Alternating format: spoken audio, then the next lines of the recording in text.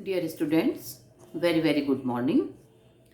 BA part first की आज की क्लास में हम डिक्टेटरशिप यानी कि अधिनायकवाद या तानाशाही शासन व्यवस्था का अध्ययन करेंगे। पिछली क्लास में हमने लोकतंत्र का समूचा अध्ययन सभी दृष्टिकोणों से किया।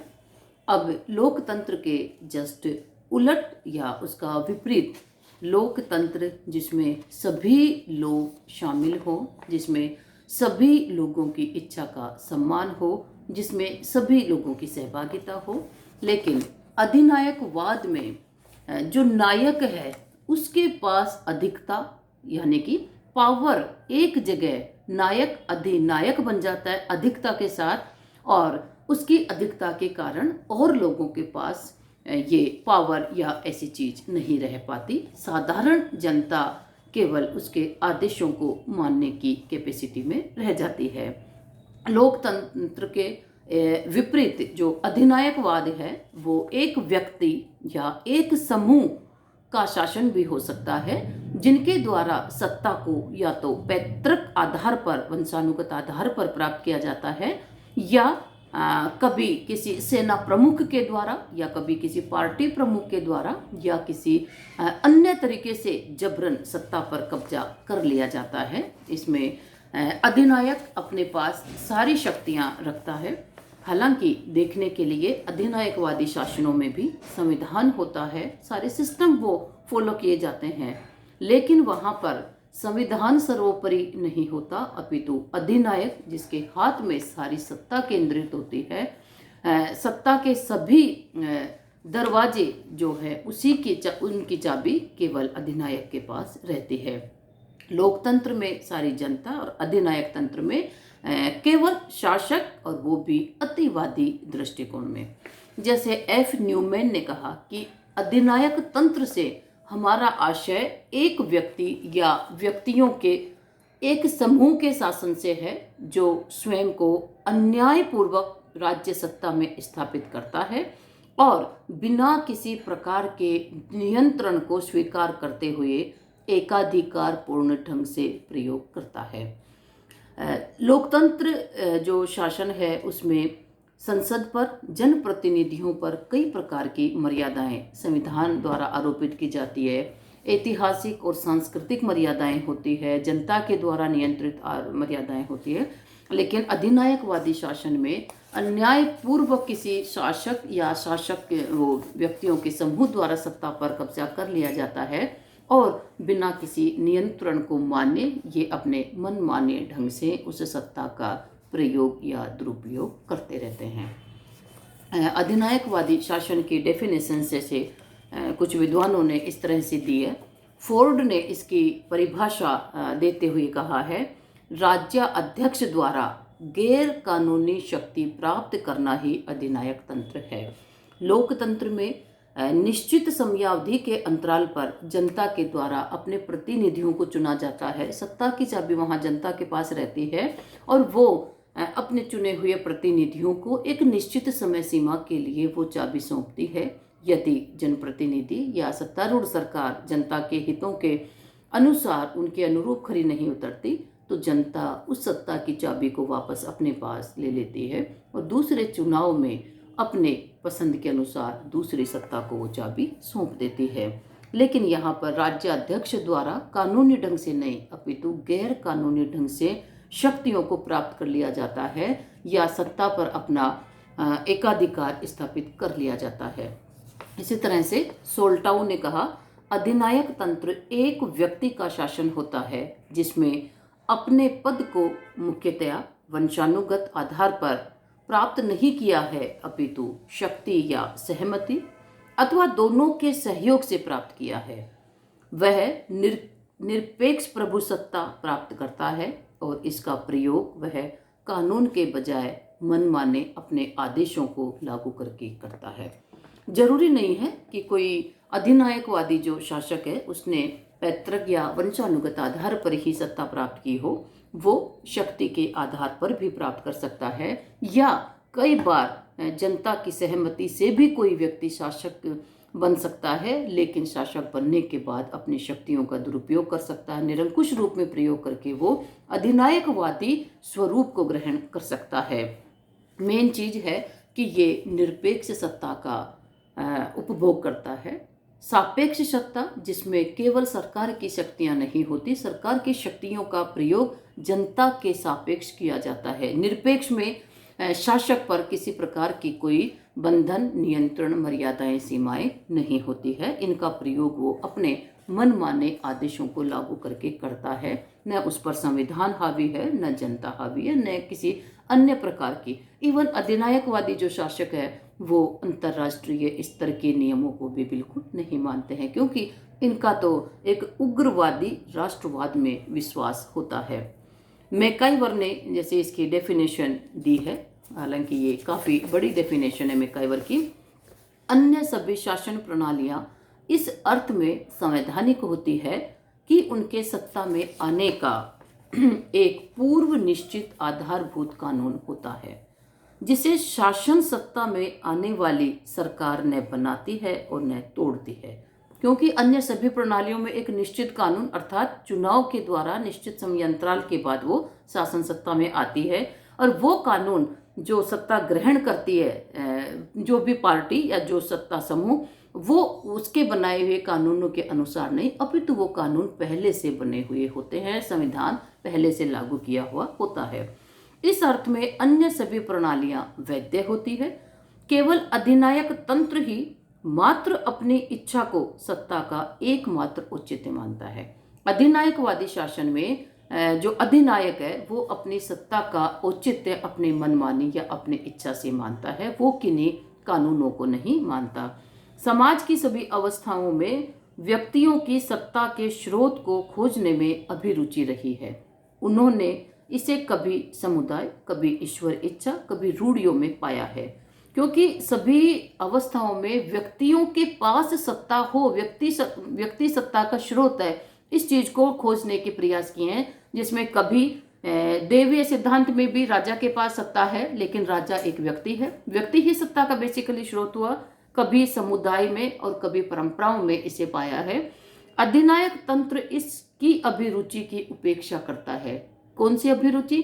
कि व्यक्ति सत्ता का स्रोत हो सकता है, होना चाहिए, वो इस चीज की उपेक्षा करता है। यह अपने अस्तित्व को ही एकमात्र स्वीकार्य उत्तर मानता है। ये केवल अपने अस्तित्व को ही उचित मानता है और किसी चीज से इसको कोई मतलब नहीं होता। ये येन केन प्रकारेण अपनी सत्ता को प्राप्त कर लेता है और उस सत्ता का प्रयोग या दुरुपयोग अपने मन मर्जी के अनुसार करता है। अधिनायक तंत्र के इन परिभाषाओं के आधार पर हम ये कह सकते हैं कि एक व्यक्ति के हाथ में अधिक से अधिक सत्ता को काबिज कर लेना, यानी कि सर्वाधिकारवाद की प्रवृत्ति अपना लेना। राज्य में जो कुछ भी निहित हैं, जो लोग हैं, सब कुछ उसके नियंत्रण में आ जाते हैं और उस पर किसी भी प्रकार का कोई नियंत्रण नहीं हो, तो वो शासन प्रणाली अधिनायकवादी शासन प्रणाली कहलाती है। इस अधिनायकवादी शासन प्रणाली के जो विभिन्न लक्षण या जो इसकी विशेषताएं हैं वो इस तरह से समझी जा सकती हैं। सर्वाधिकारवाद का समर्थन, क्योंकि कोई व्यक्ति, कोई वस्तु, कोई संस्था, कोई विचार उसकी इच्छा के विपरीत नहीं हो सकता। सब कुछ उसके अधीन होते हैं, वो किसी के अधीन नहीं है। लेकिन राज्य और राज्य के अंतर्गत आने वाली हर एक चीज उस अधिनायकवादी शासक के अधीन निहित होती है।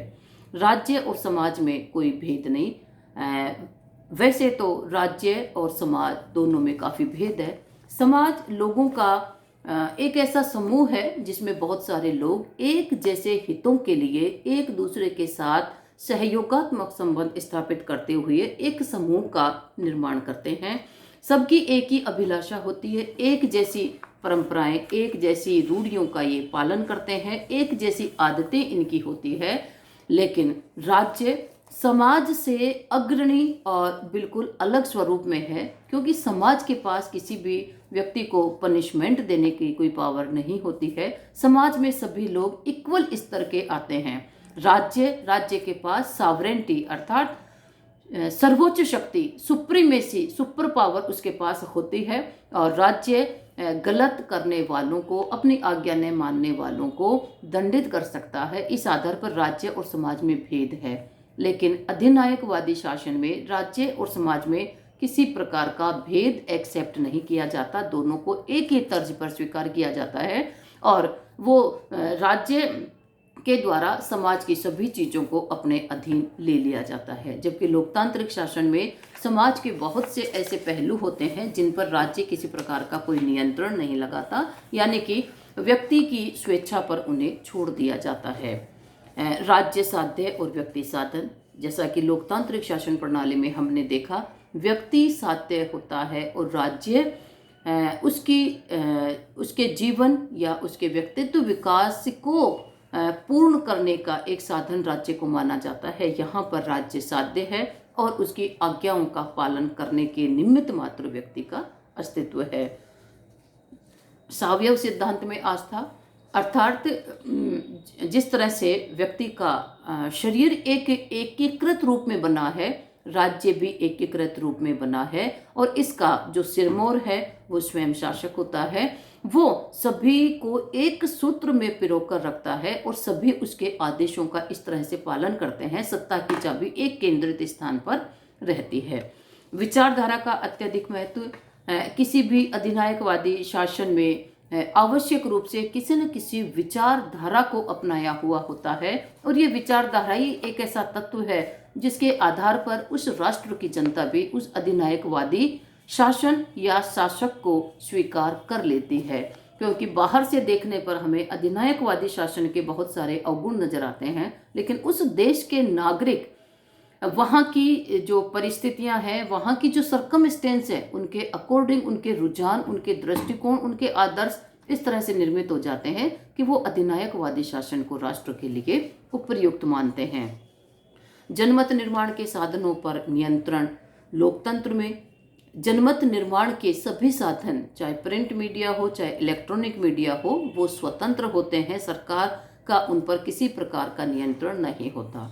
हालांकि आज के वर्तमान परिप्रेक्ष्य में देखें तो विकासशील देशों में लोकतंत्र जहाँ पर है वहाँ भी जनमत निर्माण के साधनों पर सरकार का नियंत्रण नहीं है, ऐसा नहीं कहा जा सकता। स्पेशली अभी वर्तमान परिप्रेक्ष्य में आप चारों तरफ यदि दृष्टि डालकर देखो तो, लेकिन अधिनायकवादी शासन में तो जनमत निर्माण के साधनों को कोई स्वतंत्रता नहीं होती। उन्हें वही चीज बयां करनी होती है, वही विचार व्यक्त करना होता है, उसी चीज का प्रसार करना होता है जो कि सरकार चाहती है या जैसा भी सरकार चाहती है। एक दल और एक नेता में विश्वास, प्रजातंत्र में जैसे हमने देखा बहुत सारे राजनीतिक दल होते हैं और जनता के पास अपना प्रतिनिधि चुनने के लिए बहुत सारे विकल्प भी सामने आते हैं। यहाँ पर एक पार्टी होती है, एक नेता। भले ही कुछ छोटी मोटी पार्टियाँ पनपने की कोशिश करती है, लेकिन उनकी इतनी हैसियत नहीं हो पाती कि वो मेजर पार्टी को कॉम्पीट कर सके और सत्ता के गलियारे तक पहुँच सके, वो नहीं पहुँच पाती है। तो एक नेता और एक पार्टी में ही इन शासकों का विश्वास रहता है। जैसे पीटर मर्कल ने इस के संदर्भ में कहा कि इस नेता को प्राय पूर्ण सत्ता प्राप्त होती है और उसे एक देव जैसा सम्मान भी दिया जाता है। एक व्यक्ति होगा, एक पार्टी का नेता होगा और उसका इतना अधिक गौरवपूर्ण व्यक्तित्व या अस्तित्व माना जाता है जैसे कि हम एक देवता का मानते हैं। विरोध का दमन, कोई भी अधिनायकवादी शासक या सत्ता के विरुद्ध कोई विरोध करने की कोशिश करे तो उसे दमन के द्वारा चुप कर दिया जाता है, यानी कि दमन के द्वारा उस विरोध को खत्म कर दिया जाता है। उग्र राष्ट्रवाद में विश्वास, अंतर्राष्ट्रवाद में नहीं, क्योंकि अधिनायकवादी जो शासक हैं वो जनता से इसी आधार पर अपना विश्वास जीतते हैं कि हम जिस राष्ट्र में रहते हैं वो राष्ट्र दुनिया का सबसे अच्छा राष्ट्र है और इस राष्ट्र के अस्तित्व को बनाए रखने के लिए, इस राष्ट्र की सुदृढ़ता के लिए हमें कुछ आवश्यकता है, कुछ सख्त अनुशासन की आवश्यकता है। तो जनता यहाँ पर राष्ट्र प्रेम के नाम पर अधिनायकवादी शासन को भी एक्सेप्ट कर लेती है। उसे ये पता नहीं होता कि अधिनायकवादी शासन के वास्तविक मंसूबे क्या हैं। तो ये राष्ट्र के प्रति उग्र प्रेम की भावना अधिनायकवादी शासकों में रहती है। इंटरनल उनमें होती है या नहीं, लेकिन जनता का विश्वास जीतने के लिए वो उग्र राष्ट्रवाद की भावना अपनी जुबान से बार बार अभिव्यक्त करते हैं। अंतर्राष्ट्रीय जनमत की उपेक्षा, वैसे तो हम ये कहते हैं कि व्यक्ति समाज में अकेला नहीं रहता, उसी तरह है जो अंतर्राष्ट्रीय समाज है उसमें कोई भी राष्ट्र एकाकी नहीं रह सकता, लेकिन अधिनायकवादी शासक अंतर्राष्ट्रीय स्तर पर वहीं तक संधि या समझौते करते हैं या मिलकर रहने का प्रयास कर सकते हैं जहां तक उनके राष्ट्रीय हितों पर किसी भी प्रकार की आंच नहीं आती हो। ये अंतर्राष्ट्रीय जनमत की परवाह नहीं करते। इन्हें केवल अपना राष्ट्र, अपने राष्ट्र की शक्ति का समर्थन और अपने राष्ट्र की शक्ति का प्रदर्शन, यही इनके लक्ष्य होते हैं। इन्हें अंतर्राष्ट्रीय समुदाय और जनमत की प्रतिक्रिया से कोई इन पर फर्क नहीं पड़ता है। युद्ध में विश्वास, जब उग्र राष्ट्रवाद की भावना होगी, येन केन प्रकारेण राष्ट्र की समृद्धि, प्रगति और उसके प्रदर्शन इनकी जो सोच का हिस्सा है, तो ऐसे में ये अपने राष्ट्र की हिफाजत के लिए युद्ध को भी एक आवश्यक मानते हैं। ये कहते हैं कि जिस तरह से माँ के लिए मातृत्व आवश्यक है, वैसे राष्ट्र के लिए युद्ध भी आवश्यक है, क्योंकि युद्ध में ही किसी राष्ट्र के द्वारा अपनी शक्ति का प्रदर्शन किया जाता है और किसी अन्य राज्य को हड़प कर अपने राष्ट्र का विस्तार भी किया जाता है। जनता के अधिकार और स्वतंत्रता, जरूरी नहीं है कि उनके अधिकार और स्वतंत्रता दिए जाएं। हाँ, ये प्रशासन की दया पर निर्भर है। प्रशासन चाहे तो ये दे लेता है, और यदि प्रशासन नहीं चाहे तो जनता के कोई अधिकार और स्वतंत्रता नहीं होती। जनता को आंख मूंद कर अपने शासकों की आज्ञा का पालन करना होता है। फिर हम नेक्स्ट देखते हैं, अधिनायक तंत्र का इतिहास या इसका वर्गीकरण देखें तो 3 प्रकार की प्रवृत्तियां उभर कर आती हैं, या इसको 3 प्रकार से वर्गीकृत किया जा सकता है। वैयक्तिक अधिनायक तंत्र, दलीय अधिनायक तंत्र और सैनिक अधिनायक तंत्र। जैसे कि इनके नाम से ही स्पष्ट है, वैयक्तिक अधिनायक तंत्र, यहाँ पर व्यक्ति विशेष की इच्छा या व्यक्ति सर्वोपरि होता है। वो अपनी इच्छा को अपनी इच्छा के आधार पर ही शासन करता है, उसकी स्वयं की इच्छा ही राष्ट्र का लक्ष्य होता है। युद्ध में कोई प्रवीण जो नायक होगा वो इस तरह के अधिनायक तंत्र की स्थापना कर लेता है, जिसकी विश्व स्तर पर वाहवाही या प्रसिद्धि फैल चुकी हो। जैसे कि फ्रांस में नेपोलियन बोनापार्ट, वो युद्ध में एक प्रवीण नायक था। उसने ऐसे तानाशाही की स्थापना की कि जनता ने भी उसका पहले विरोध नहीं किया, जनता का बल्कि वो विश्वास जीतता गया। और बहुत बाद में जब जनता को समझ में आता है कि शासक के वास्तविक मंसूबे क्या हैं, तब वो फिर उसका विरोध करती है। दलीय अधिनायक तंत्र, दल के आधार पर शक्तियों का केंद्रीकरण करना दलीय अधिनायक तंत्र कहलाता है। जैसे सोवियत संघ, चीन, उत्तरी कोरिया, हंगरी, पोलैंड, वियतनाम, इस तरह के देशों में ये दल के आधार पर अधिनायकवादी शासन स्थापित किया। इसी तरह दक्षिण अफ्रीका, पुर्तगाल, स्पेन जैसे देशों में देखें तो पूंजीवाद के आधार पर वहाँ पर अधिनायकवादी शासन स्थापित किया गया है।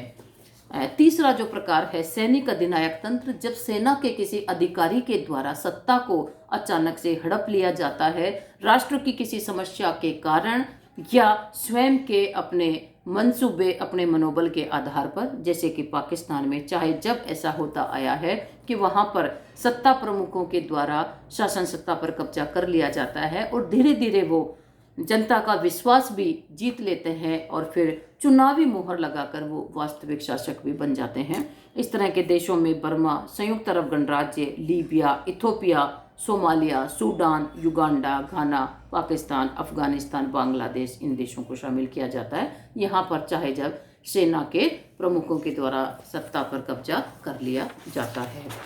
आज के क्लास में हम इतना ही। अधिनायकवाद का जो शेष स्वरूप है वो हम कल अध्ययन करेंगे। Okay, thank you, all the best.